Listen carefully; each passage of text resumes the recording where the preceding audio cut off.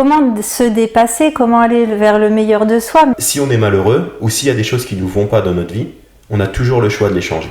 Où est le juste équilibre entre se dépasser, mais s'écouter aussi?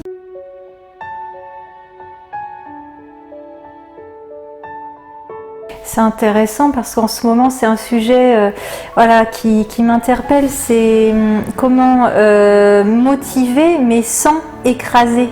Comment se dépasser, comment aller vers le meilleur de soi. Mais aujourd'hui, dans notre société, des fois, c'est dans la compétition, mais dans le mauvais sens de la compétition. Et toi, tu as bénéficié d'une autre catégorie d'aide, en fait. Ouais, c'était comment ce que tu as appris, toi, à ce moment-là?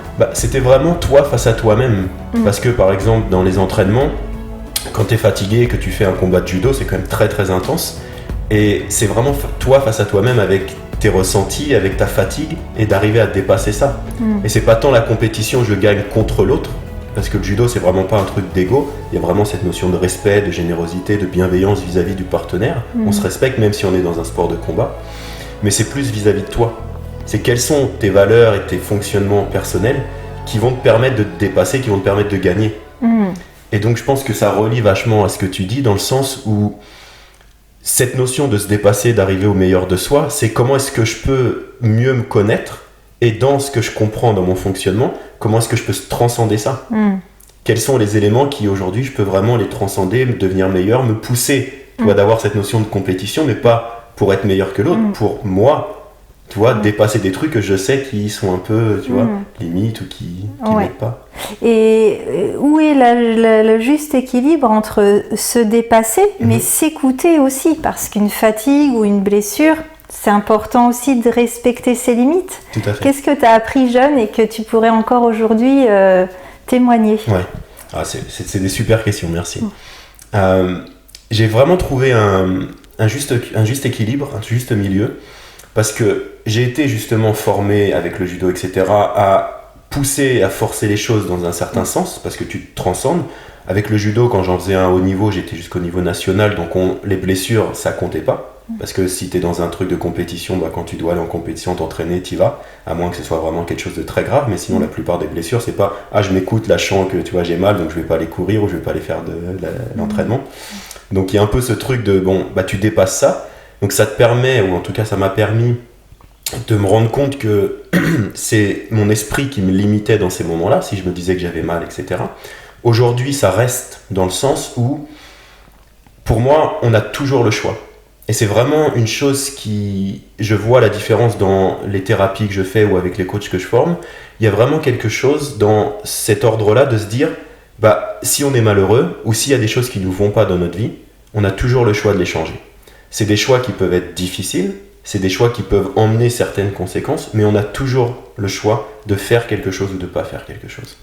Et ça, je pense que c'est quelque chose de très puissant qui peut vraiment nous aider dans notre fonctionnement de tous les jours. C'est de se dire, ok, il y a un truc qui ne va pas, il y a un truc qui ne me correspond pas, là je me sens insatisfait, j'ai le choix de faire autrement. Sortir de sa zone de confort, mais en se respectant, pour aller vers quelque chose qui va au-delà de nos limites, mais pas en se faisant mal, mais en allant vers quelque chose qui va nous rendre plus heureux, plus épanouis, plus sereins. Tout à fait.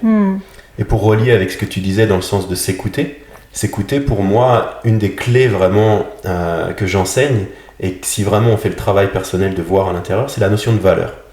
De s'écouter, ça veut dire quelles sont mes valeurs. Est-ce que dans cette situation-là, ma valeur de respect, d'honnêteté, de liberté est comblée? Et quand on s'écoute et qu'on se voit que non, effectivement, là, dans ce travail ou dans cette situation, mes valeurs ne sont pas comblées, ou dans une relation, je travaille beaucoup avec les couples, et s'il n'y a pas de respect, s'il n'y a pas d'écoute, s'il n'y a pas d'échange, s'il n'y a pas d'empathie, c'est des valeurs fortes pour la personne. Si elles ne sont pas comblées, la personne va être malheureuse. Donc c'est trouver ce juste milieu de je m'écoute, c'est ça que j'ai besoin. Et dans cette situation, j'applique un truc un peu plus avec de la force, soit pour le relier avec le judo, c'est j'ai le choix de faire autrement. Et donc je choisis de faire autrement malgré les conséquences. Donc c'est un peu ce yin et ce yang de il y a la douceur et il y a la force, et je joue un équilibre entre les deux.